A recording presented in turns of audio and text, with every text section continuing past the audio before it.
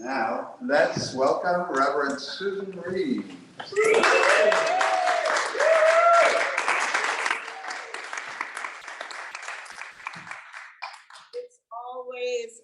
It's always a treat to be here. Certainly when I speak and all those other times when I'm simply a member of this wonderful community. And today I brought my prayer shawl because when I was ordained in June of 2001, this prayer shawl was made by an artist in East Hampton. Some of you may know her, Amy Zerner. And I endowed it with the thought that whenever I put it on, I will experience we are one. So this morning, it popped into my mind. And this topic, truth, I actually had challenges coming up with a title for this. And oftentimes I get an email many weeks before I speak reminding me to send in a title. And I had trouble with this one. And then the time was approaching and I really didn't want to get a reminder. I didn't want anything to go on my permanent record that I actually think has probably spontaneously combusted by now. And I came up with the title and I was very specific in it to please use the upper and lower case in the title the same way I was sending it. And so I'm just going to say the title. It starts with a lowercase t. Truth equals what you believe. And then with a capital T. Truth equals God, and God with a dash, something that I learned a very, very long time ago in the brief time I was in Hebrew school. And that was in the Jewish religion, God is written, the English version is written G-D because it's something that we can never fully comprehend. It's beyond words. But the truth is that God is love. And in the opening song, Love is My Decision, truth of really knowing and acting upon God being love is a decision each one of us makes over and over and over and over and over and over and then over again. And there are times that we forget that it's a decision. Like when we're in traffic on 27 and want to make a left turn and it's summertime and nobody is letting us go. We easily forget. Or when we feel betrayed by someone or afraid of something, or feel victimized by something someone has said or didn't say, did or didn't do. It's easy to forget not only that love is a decision, that turning to God is a decision. We also forget that God is right here in my heart, which we just sang. And I love that we sing some of the same songs over and over and over again. So each time we sing them, there's an opportunity that they meet us at a new place. And the message of the song that God is right here in my heart, that love is right here in my heart, is a message that we have the opportunity to deepen and expand. And that is truth. So I looked up my process, which I have told many times. I think about the topic for a very long time. I then make note of usually mental notes and then have some days where I'm saying, now what was that great sentence that I heard? And then I, at about 6:45 this morning, said, okay, it's time to put things down on paper. And then I come in and I hear the opening song and I hear the opening prayer and I go into the meditation and I pray to be an instrument. And then we sing the remainder of Raising the Veil, and different words come out of my mouth than I had planned to start with. And that is because I'm trusting Make Me an Instrument. There's a quote I came across this morning that I really loved. It's from Mark Twain, and it's, if you tell the truth, you don't have to remember anything. So truth is really a much easier path. And then I was struck this week.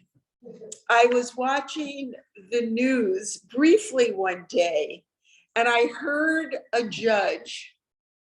I looked up her name this morning, Judge Maya Guerra. I'm not sure if I'm saying the second name correctly, Guerra Campbell, during the Alex Jones trial, said to Alex Jones at one point, "Your beliefs do not make something true." And the reason that I wanted to focus on truth with a small t is because we often act as if our beliefs are truth. And in doing that, there's a filter, there's a mask between our connection with the wisdom of our heart, our intuition, the voice of God, the voice of love. And so that realization that when I believe something and I act as if it's truth, and I don't know about you, but I have often believed assumptions I had made based on very little data.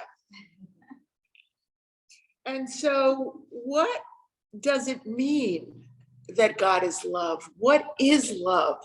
What is the truth of love? So it came to me probably by 7 a.m. this morning, was love is patient. So I looked up from 1 Corinthians. This is just 4 or 5 of the lines of it, but love is patient. Love is kind. It does not envy. It does not boast. It is not proud. And so really the question that I have for myself and for all of us is, do I practice this truth with myself? Because many of us can be kind and generous with someone who is not inhabiting the body that we have. But when it comes to ourselves, we're not always loving in our thoughts, in our words, and in our actions. And it's not something to feel shame about when we're not loving, particularly not loving to ourselves. It's not something to feel guilty about. It's not something to be angry at ourselves about. Rather, shame, fear, anger, a sense of victimization, a sense of betrayal is a call for love. It's the time to ask ourselves some version of a question I ask myself a lot, which is, what would love do here? What would the truth of the God spark that is alive in me do here? The second line is love. It does not dishonor others. It is not self-seeking. It is not easily angered. It keeps no record of wrongs. Well, I would say love for me for many years of my life was often very easily angered. I was very good at that transformation. Although often when we think about transformation, we think about transforming into the higher realms of consciousness. But as soon as we notice that we are dishonoring, judging ourselves or others, as soon as we notice that we're only focused on what can I get out of this circumstance, or that I keep score. Any scorekeepers in here beside me? I was really good at it for a very, very long time.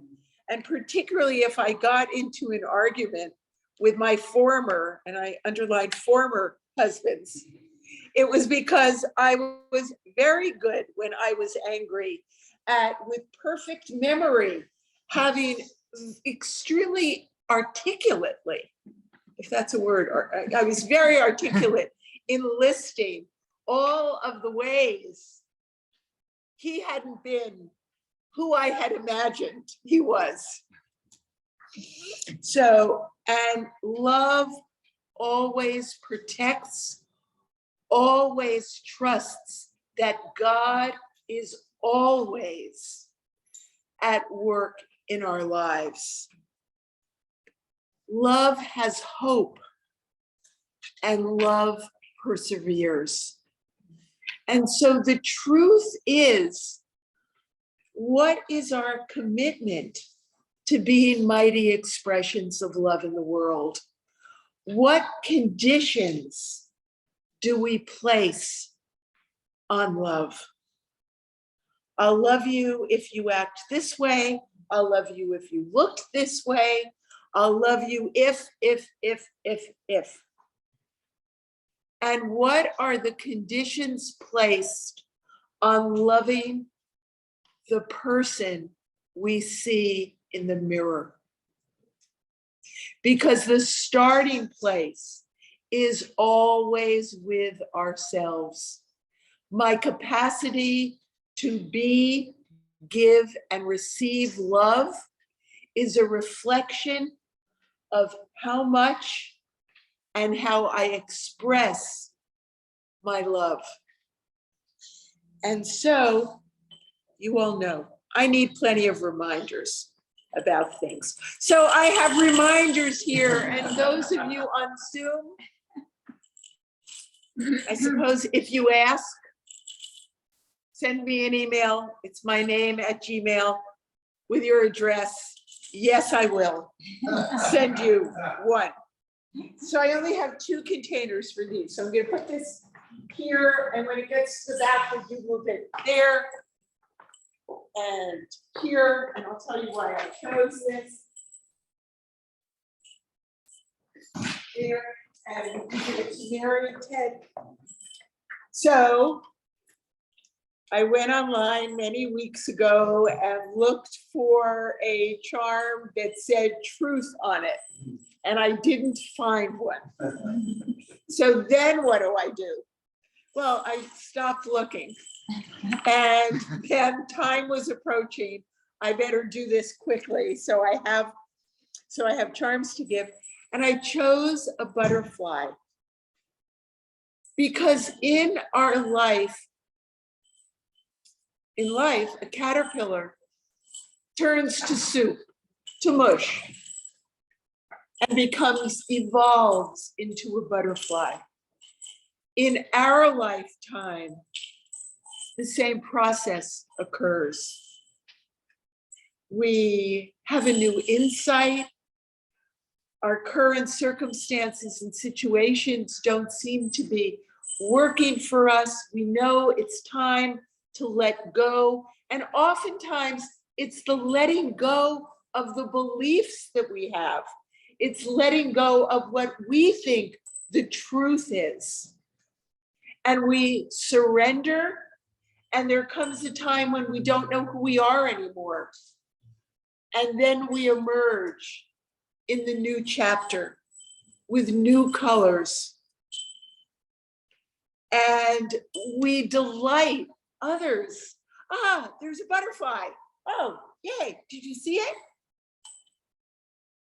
And so that's why I chose a butterfly for today.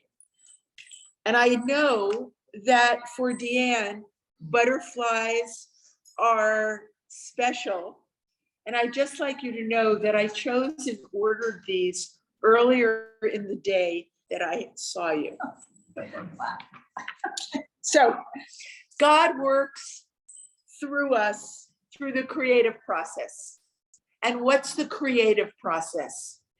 It's thoughts with a capital T, thoughts that we have an emotional charge with. So it's thoughts charged with emotional energy, whether it's a loving thought or it's a self-deprecating thought, or it's a arrow that we're sending through someone else's heart because we're angry with them. And these thoughts charged with emotional energy, spoken of with authority, we are the authors, and acted on with conviction. And conviction is faith and trust. That the loving energy of the universe always says yes to. The creative process, God is the creative process, and God is love. So I'm going to end with something that popped into my mind at about 7:20 this morning. And it's from a book I wrote, my book's on the back table, and I call it a prayer. It's called The Prayer for Wholehearted Living. And for me, wholehearted living is leading with my heart, is remembering to ask, to listen, and then follow the message. So you may want to close your eyes, up to you. Today, I live a wholehearted life. I easily let go of my attachment to thoughts and behaviors that block the inflow and outflow of love in my life. I know my purpose is to be a mighty expression of love in the world through my unique talents, gifts, and skills. I trust that every experience I have is an opportunity to deepen and expand my capacity to be, give, and receive love. I ask for and receive all help available to me, visible and invisible, to effortlessly learn from and release habit patterns of fear, blame, and separation, to have faith in a loving future, and to live fully and wholeheartedly in the present, to the eternal peace and happiness of all. And it is so. Thank you very much. And now we have this fabulous opportunity for the magnificent music of Keelan.